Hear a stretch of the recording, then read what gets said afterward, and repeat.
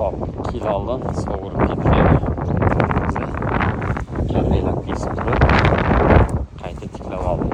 Juda ham chiroyli ko'rinish kelgan. Baho berib qo'yasizlar.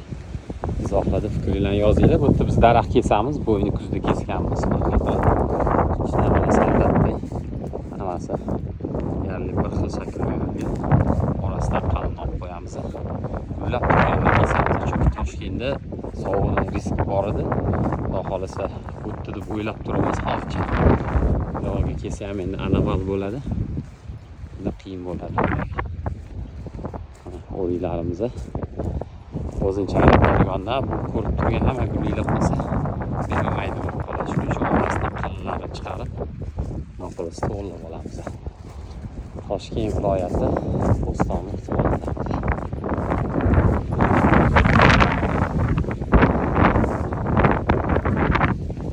Uyda ham, bog'larda ham shakl bersanglar, shunga o'xshatib harakat qilishingiz kerak. Shunda o'rgilani bo'yni past ushlab tursanglar bo'ladi.